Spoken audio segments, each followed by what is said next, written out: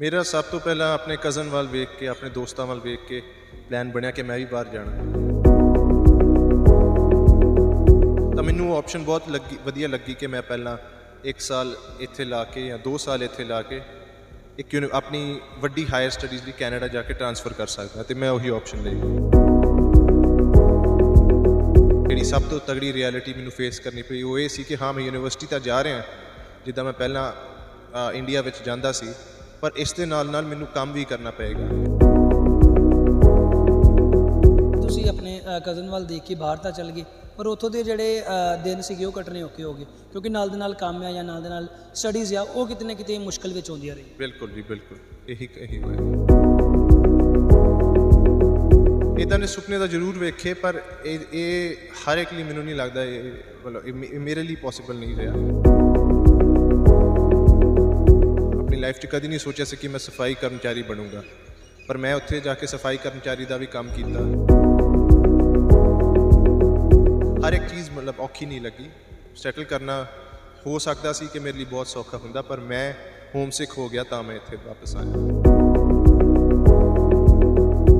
सब तो वड्डा काम ये भी हुंदा सी कि अज दी रोटी च की बनिया जाऊगा। किन्नी बार हुंदा सी मेरे नाल जे मेरे को वर्कर फैमिली नाल हुंदे सी तां मैं उन्हां नाल बैठ के रोटी खांदा सी क्योंकि मैं अपने जोगे भी रोटी नहीं चंगी तरह बना सकदा सी।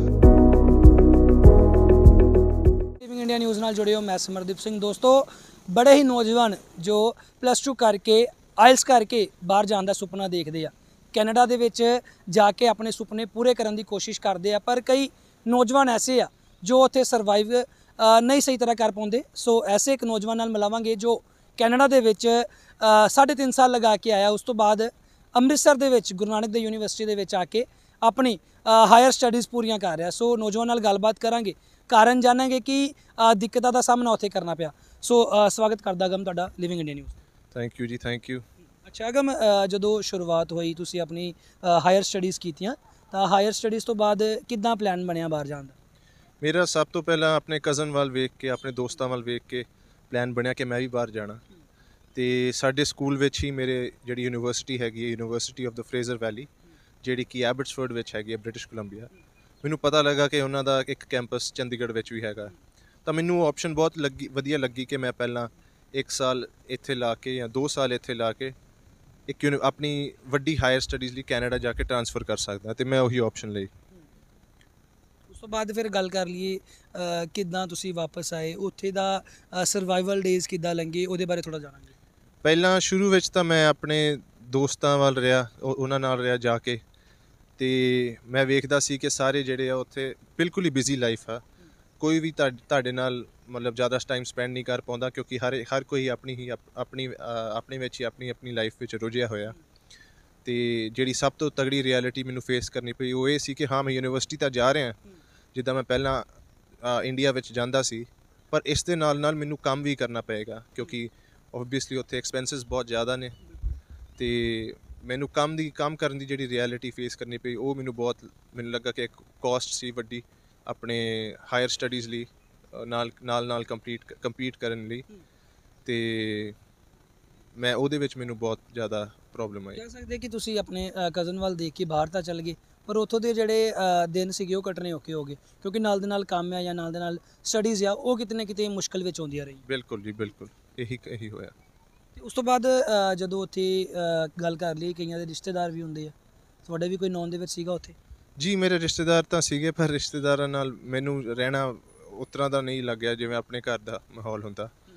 ਰਿਸ਼ਤੇਦਾਰ ਨਾਲ ਰਹਿਣਾ ਵੀ ਇੱਕ ਰਿਸ਼ਤੇਦਾਰੀ ਦਾ ਮਤਲਬ ਡਿਫਰੈਂਟ ਹੁੰਦਾ, ਰਾਈਟ, ਉਹ ਇੱਕ ਵੱਖਰੀ ਚੀਜ਼ ਆ। ਤੇ ਹੁਣੇ ਮੈਂ ਗੁਰੂ ਨਾਨਕ ਦੇਵ ਯੂਨੀਵਰਸਿਟੀ 'ਚ ਹਾਂ। ਮੈਨੂੰ ਇਹ ਖੁਸ਼ੀ ਆ ਕਿ ਮੈਂ ਆਪਣੇ ਘਰ ਦੇ ਨਾਲ ਹੀ ਰਹਿ ਕੇ ਆਪਣੇ ਘਰ ਲਾਗੇ ਹੀ ਰਹਿ ਕੇ ਮੈਂ ਯੂਨੀਵਰਸਿਟੀ ਕੰਪਲੀਟ ਕਰ ਸਕਦਾ ਅਤੇ ਮੈਨੂੰ ਕੰਮ ਦੀ ਕੋਈ ਟੈਨਸ਼ਨ ਨਹੀਂ ਹੈ ਕਿਉਂਕਿ ਘਰ ਦੇ ਇੱਥੇ ਅਫੋਰਡ ਕਰ ਸਕਦੇ ਆ। ਅੱਛਾ ਅਗਮ, ਜਦੋਂ ਤਿਆਰੀ ਕੀਤੀ ਸੀ ਕੈਨੇਡਾ ਜਾਣ ਦੀ ਉਦੋਂ ਬੜੇ ਸੁਪਨੇ ਦੇਖੇ ਹੋਣਗੇ ਕਿ ਯਾਰ ਬਾਹਰ ਜਾ ਕੇ ਵੈਲ ਸੈਟਲਡ ਹੋਵਾਂਗੇ, ਬਾਹਰ ਦੀ PR ਲਵਾਂਗੇ, ਫੈਮਿਲੀ ਨੂੰ ਵੀ ਉੱਥੇ ਲੈ ਕੇ ਜਾਵਾਂਗੇ, ਇੱਦਾਂ ਦੇ ਵੀ ਸੁਪਨੇ ਦੇਖੇ ਹੋਣਗੇ? ਇੱਦਾਂ ਦੇ ਸੁਪਨੇ ਤਾਂ ਜ਼ਰੂਰ ਵੇਖੇ, ਪਰ ਇਹ ਹਰ ਇੱਕ ਲਈ ਮੈਨੂੰ ਨਹੀਂ ਲੱਗਦਾ ਮਤਲਬ ਮੇਰੇ ਲਈ ਪੋਸੀਬਲ ਨਹੀਂ ਰਿਹਾ।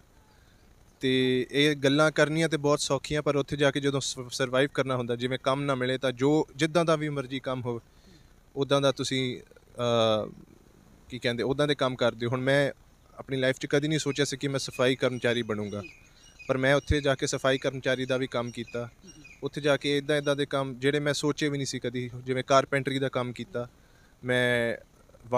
ਦੀਵਾਰਾਂ 'ਤੇ ਡਰਾਈ ਵਾਲ ਦਾ ਜਿਹਨੂੰ ਆਪਾਂ ਕਹਿੰਦੇ ਆ, ਬਾਹਰ ਜਿਵੇਂ ਡਰਾਈ ਵਾਲ ਹੁੰਦੀ ਹੈ, ਕੰਧ ਨਹੀਂ, ਕੰਧ ਜਿਹੜੀ ਬਣਦੀ ਆ ਉਹ POP ਟਾਈਪ ਹੁੰਦਾ, ਉਹ ਉੱਦਾਂ ਦੇ ਕੰਮ ਵੀ ਕੀਤੇ। ਮੈਂ ਸਿਕਿਉਰਿਟੀ ਦਾ ਕੰਮ ਕੀਤਾ ਅਤੇ ਹਰ ਇੱਕ ਕੰਮ 'ਚ ਮੈਂ ਮਹਾਰਤ ਵੇਖੀ। ਇੱਕ ਗੱਲ ਜਿਹੜੀ ਮੈਨੂੰ ਬਹੁਤ ਵਧੀਆ ਲੱਗੀ ਉਹ ਇਹ ਸੀ ਕਿ ਡਿਗਨਿਟੀ ਆਫ ਲੇਬਰ, ਮਤਲਬ ਕਿ ਹਰ ਇੱਕ ਤਰ੍ਹਾਂ ਦਾ ਕੰਮ ਆ ਉਹਨੂੰ ਤਵੱਜੋ ਦਿੱਤੀ ਜਾਂਦੀ ਆ, ਕੋਈ ਵੀ ਉੱਚਾ ਨੀਵਾਂ ਨਹੀਂ ਹੈ। ਇੱਥੋਂ ਤੱਕ ਕਿ ਉੱਥੋਂ ਦੇ ਲੋਕ ਵੀ ਜਦੋਂ ਤੁਹਾਡੇ ਨਾਲ ਗੱਲ ਕਰਦੇ ਉਹ ਇਸ ਤਰ੍ਹਾਂ ਨਹੀਂ ਕਰਦੇ ਕਿ ਜਿਵੇਂ ਇਹ ਤਾਂ ਨਵਾਂ ਆਇਆ, ਇਹ ਕਿਸੇ ਵੱਖਰੇ ਦੇਸ਼ੋਂ ਆਇਆ, ਜਿਹੜੀ ਕਿ ਤੁਹਾਨੂੰ ਪੰਜਾਬ ਵਿੱਚ ਬਹੁਤ ਮਿਲਦੀ ਆ। ਆਪਾਂ ਅਕਸਰ ਕਿਸੇ ਹੋਰ ਹਿੰਦੁਸਤਾਨ ਵਿੱਚ ਹੀ ਕਿਸੇ ਹੋਰ ਜਗ੍ਹਾ ਤੋਂ ਆਇਆ ਬੰਦੇ ਆ ਉਹਨੂੰ ਨੀਚੀ ਨਿਗਾਹ ਨਾਲ ਵੇਖਦੇ ਆ। ਸੋ ਮੈਨੂੰ ਹਰ ਇੱਕ ਚੀਜ਼ ਮਤਲਬ ਔਖੀ ਨਹੀਂ ਲੱਗੀ। ਸੈਟਲ ਕਰਨਾ ਹੋ ਸਕਦਾ ਸੀ ਕਿ ਮੇਰੇ ਲਈ ਬਹੁਤ ਸੌਖਾ ਹੁੰਦਾ, ਪਰ ਮੈਂ ਹੋਮ ਸਿਕ ਹੋ ਗਿਆ ਤਾਂ ਮੈਂ ਇੱਥੇ ਵਾਪਸ ਆਇਆ। ਅੱਛਾ, ਅਗਮ ਲਾਈਕ ਇੱਥੇ ਜਿਵੇਂ ਪੰਜਾਬੀ ਆ ਹੈ ਨਾ, ਕਈ ਕੰਮ ਕਰਨ ਤੋਂ ਸ਼ਰਮ ਕਰਦੇ ਆ, ਪਰ ਬਾਹਰ ਜਾ ਕੇ ਤਾਂ ਵੀ ਮਜ਼ਦੂਰੀਆਂ ਕਰਦੇ ਹੀ ਆ, ਉੱਥੇ ਸ਼ਰਮ ਨਹੀਂ ਹੁੰਦੀ?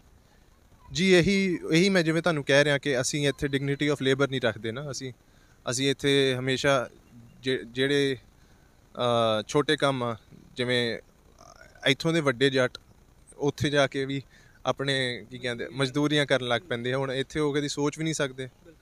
ਤਾਂ ਮੈਨੂੰ ਲੱਗਦਾ ਇਹ ਸਾਰੀ ਗੱਲ ਡਿਗਨਿਟੀ ਆਫ ਲੇਬਰ 'ਤੇ ਆ ਜਾਂਦੀ ਹੈ ਕਿ ਅਸੀਂ ਡਬਲ ਸਟੈਂਡਰਡਸ ਵਿਖਾਉਂਦੇ ਹਾਂ। ਜਦੋਂ ਬਾਹਰ ਜਾਓ ਤਾਂ ਉੱਥੇ ਸਫਾਈ ਕਰਮਚਾਰੀ ਵੀ ਸ਼ਾਹੂਕਾਰ ਆ, ਅਤੇ ਵਾਪਸ ਆਓ ਤਾਂ ਕੀ ਕਹਿੰਦੇ ਆ ਰਾਜਿਆਂ ਵਾਲੀ ਜ਼ਿੰਦਗੀ। ਸਹੀ ਗੱਲ ਆ। ਆਪਾਂ ਕਹਿ ਸਕਦੇ ਹਾਂ ਕਿ ਜੇਕਰ ਹੁਣ ਤੁਸੀਂ ਇੱਥੇ ਵਾਪਸ ਆਏ ਹੋ ਤਾਂ ਫੈਮਿਲੀ ਦਾ ਪਿਆਰ ਇੱਕ ਅਲੱਗ ਨੂੰ ਮਿਲਦਾ ਹੈ ਨਾ, ਅਤੇ ਪੱਕੀਆਂ ਪਕਾਈਆਂ ਘਰ ਨੂੰ ਮਿਲਦੀਆਂ ਹੋਣਗੀਆਂ, ਜ਼ਿੰਦਗੀ ਹੁਣ ਵਧੀਆ ਲੰਘ ਰਹੀ। ਇਹ ਤਾਂ ਬਹੁਤ ਟਰੂ ਗੱਲ ਆ। ਉੱਥੇ ਸਭ ਤੋਂ ਵੱਡਾ ਕੰਮ ਇਹ ਵੀ ਹੁੰਦਾ ਸੀ ਕਿ ਅੱਜ ਦੀ ਰੋਟੀ 'ਚ ਕੀ ਬਣਿਆ ਜਾਊਗਾ। ਕਿੰਨੀ ਵਾਰ ਹੁੰਦਾ ਸੀ ਮੇਰੇ ਨਾਲ, ਜੇ ਮੇਰੇ ਕੋ-ਵਰਕਰ ਫੈਮਿਲੀ ਨਾਲ ਹੁੰਦੇ ਸੀ ਤਾਂ ਮੈਂ ਉਹਨਾਂ ਨਾਲ ਬੈਠ ਕੇ ਰੋਟੀ ਖਾਂਦਾ ਸੀ, ਕਿਉਂਕਿ ਮੈਂ ਆਪਣੇ ਜੋਗੇ ਵੀ ਰੋਟੀ ਨਹੀਂ ਚੰਗੀ ਤਰ੍ਹਾਂ ਬਣਾ ਸਕਦਾ ਸੀ, ਕਿਉਂਕਿ ਮਤਲਬ ਇਹ ਸਭ ਕੁਛ ਮੇਰੇ ਲਈ ਨਵਾਂ ਸੀ। ਅਤੇ ਉੱਥੇ ਰੋਟੀ ਪਾਣੀ ਦਾ ਜਿਵੇਂ ਤੁਸੀਂ ਦੱਸਿਆ ਮੈਂ ਨਹੀਂ ਬਣਾ ਪਾਉਂਦਾ ਹਾਂ, ਫਿਰ ਜਿਹੜੇ ਨਾਲ ਲੜਕੇ ਰਹਿੰਦੇ ਸੀ, ਕਿਉਂਕਿ ਰੋਜ਼ ਤਾਂ ਹੁੰਦਾ ਹੀ ਹੈ ਯਾਰ, ਇੱਕ ਦਿਨ ਤੂੰ ਬਣਾ ਇੱਕ ਦਿਨ ਮੈਂ ਬਣਾਵਾਂਗਾ, ਇੱਦਾਂ ਚੱਲਦਾ ਹੋਏਗਾ। ਫਿਰ ਜਦੋਂ ਆਪਣੀ ਰੋਟੀ ਨਹੀਂ ਚੰਗੀ ਤਰ੍ਹਾਂ ਬਣਾਉਣੀ ਹੁੰਦੀ ਫਿਰ ਕਿੱਦਾਂ ਚੱਲਦਾ ਸੀ?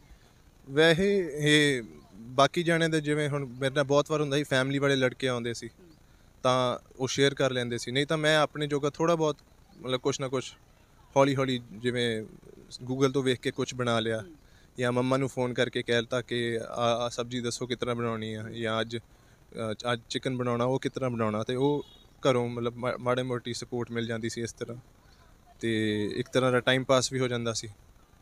ਅੱਛਾ ਅਗਮ, ਡਿਫੀਕਲਟੀਜ਼ ਕੀ ਆਈਆਂ? ਵਾਪਸ ਆਉਣ ਦੀ ਕੀ ਨੌਬਤ ਪੈ ਗਈ?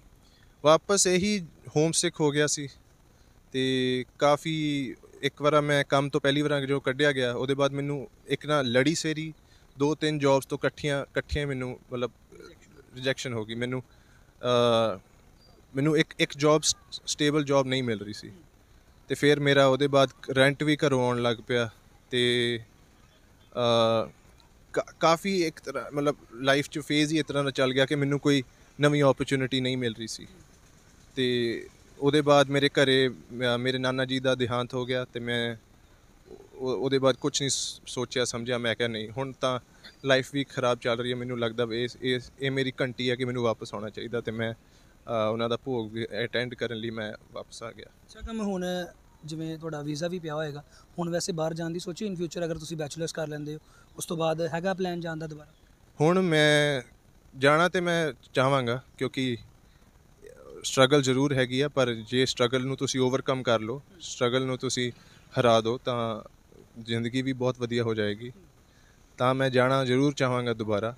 ਮੈਂ ਗੁਰੂ ਨਾਨਕ ਦੇਵ ਯੂਨੀਵਰਸਿਟੀ 'ਚ ਖੁਸ਼ ਹਾਂ, ਅਤੇ ਮੈਂ ਹੁਣ ਆਪਣਾ ਫੋਕਸ ਇਹ ਰੱਖਿਆ ਕਿ ਮੈਂ ਆਪਣੀ ਪੜ੍ਹਾਈ ਪੂਰੀ ਕਰਨੀ ਹੈ, ਅਤੇ ਤਾਂ ਕਿ ਜੋ ਮੈਂ ਪ੍ਰੀਵੀਅਸਲੀ ਪਹਿਲਾਂ ਜਿਹੜੀਆਂ ਮਿਸਟੇਕਸ ਕੀਤੀਆਂ, ਜਿਹੜੀ ਗਲਤੀਆਂ ਕੀਤੀਆਂ, ਉਹ ਮੈਂ ਦੁਬਾਰਾ ਨਾ ਦੁਹਰਾਵਾਂ, ਅਤੇ ਸਟੈਪ ਬਾਏ ਸਟੈਪ ਚੱਲਾਂ। ਜਿਹੜੀ ਮੈਂ ਆਪਣੀ ਡਿਗਰੀ ਫਿਨਿਸ਼ ਕਰਾਂ, ਫਿਰ ਉਹਦੇ ਬਾਅਦ ਮੈਂ ਅੱਗੇ ਵੇਖਾਂਗੇ ਕੀ ਮੈਂ ਕਰਨਾ ਚਾਹੁੰਦਾ। ਹੋ ਸਕਦਾ ਜਿਵੇਂ ਹੁਣ ਮੇਰਾ ਇੱਕ ਕਜ਼ਨ ਆ, ਉਹ USA 'ਚ ਕੋਰਨੈਲ ਯੂਨੀਵਰਸਿਟੀ ਤੋਂ ਡਿਗਰੀ ਕਰਕੇ ਆਇਆ, ਜਿਹੜੀ ਕਿ ਪੂਰੀ ਦੁਨੀਆ ਵਿੱਚ 14ਵੀਂ ਨੰਬਰ 'ਤੇ ਰੈਂਕ ਆ। ਉਹ US 'ਚ ਉਹਨੂੰ $80,000 ਦਾ ਪੈਕੇਜ ਮਿਲ ਰਿਹਾ ਸੀ ਸਟਾਰਟਿੰਗ, ਅਤੇ ਉਹ ਛੱਡ ਕੇ ਵਾਪਸ ਆ ਗਿਆ। ਅਤੇ ਇਹ ਵੀ ਹੋ ਸਕਦਾ ਕਿ ਮੈਂ ਕੀ ਕਹਿੰਦੇ ਆ ਵਾਪਸ ਇੰਡੀਆ 'ਚ ਰਹਿ ਜਾ, ਪਰ ਹਾਂ ਜੇ ਮੈਂ ਆਪਣੇ ਦਿਲੋਂ ਜੋ ਕਰਨਾ ਚਾਹਾਂਗਾ ਤਾਂ ਉਹ ਇਹੀ ਹੈ ਕਿ ਮੈਂ ਬਾਹਰ ਜਾਵਾਂ। ਚਲੋ ਆਲ ਦਾ ਬੈਸਟ ਸ਼ਗਮ ਤੁਹਾਨੂੰ ਫਿਊਚਰ ਲਈ ਸਾਡੇ ਚੈਨਲ ਵੱਲੋਂ। ਸੋ ਬਹੁਤ ਵੱਡੀ ਐਗਜ਼ਾਮਪਲ ਆ ਇੱਕ ਇਸ ਨੌਜਵਾਨ ਨੇ ਜੋ ਦਿੱਤੀ, ਕਿਉਂਕਿ ਹਰ ਕੋਈ ਬਾਹਰਲੀ ਕੰਟਰੀਆਂ ਦੇ ਵਿੱਚ ਸਰਵਾਈਵ ਨਹੀਂ ਕਰ ਪਾਉਂਦਾ, ਕਿਸੇ ਨਾ ਕਿਸੇ ਲਈ ਆ ਡਿਫਿਕਲਟੀਜ਼ ਨੇ ਜੋ ਉਹ ਖੜ ਜਾਂਦੀਆਂ। ਸੋ ਕਹਿੰਦੇ ਨੇ ਸਟਰਗਲ ਲਾਈਫ ਤਾਂ ਹੁੰਦੀ ਆ, ਪਰ ਕਈ ਵਾਰ ਸਿਹਤ ਨੂੰ ਲੈ ਕੇ ਆਪਣੇ ਕਈ ਕਮੀਆਂ ਆ ਜਾਂਦੀਆਂ ਨੇ, ਆਪਾਂ ਨਹੀਂ ਸਰਵਾਈਵ ਕਰ ਪਾਉਂਦੇ। ਜਿਵੇਂ ਵੀਰ ਨੇ ਦੱਸਿਆ ਕਿ ਮੈਨੂੰ ਰੋਟੀਆਂ ਤੱਕ ਨਹੀਂ ਪਕਾਉਣੀਆਂ ਆਉਂਦੀਆਂ ਸੀਗੀਆਂ, ਮੈਂ ਘਰ ਮੰਮਾ ਨੂੰ ਕਾਲ ਕਰਕੇ ਰੋਟੀ ਬਾਰੇ ਪੁੱਛਦਾ ਸੀਗਾ, ਜਾਂ ਮੈਂ ਗੂਗਲਸ ਤੋਂ ਜੋ ਮਤਲਬ ਸਿੱਖਿਆ ਬਣਾਉਣਾ ਮੈਂ ਉਹ ਬਣਾ ਕੇ ਗੁਜ਼ਾਰਾ ਵਗੈਰਾ ਉੱਥੇ ਕਰਦਾ ਹੁੰਦਾ ਸੀਗਾ। ਉਸ ਤੋਂ ਬਾਅਦ ਜਿਹੜੀਆਂ ਰਿਜੈਕਸ਼ਨਸ ਮਿਲੀਆਂ ਜੋਬ ਨੂੰ ਲੈ ਕੇ, ਉਹਦੇ ਕਾਰਨ ਕਿਤੇ ਨਾ ਕਿਤੇ ਕਹਿ ਸਕਦੇ ਹਾਂ ਕਿ ਜਿਹੜਾ ਸਾਰਾ ਸਿਸਟਮ ਹੈ ਇੱਕ ਜੋ ਲਾਈਫ ਚੱਲਦੀ ਹੁੰਦੀ ਉਹ ਸਾਰੀ ਹਿੱਲ ਜਾਂਦੀ ਹੈ। ਉਸ ਤੋਂ ਬਾਅਦ ਇਸ ਨੌਜਵਾਨ ਦੀ ਜਿਹੜੀ ਸਿਹਤ ਹੈ ਉਹ ਢਿੱਲੀ ਹੋ ਗਈ।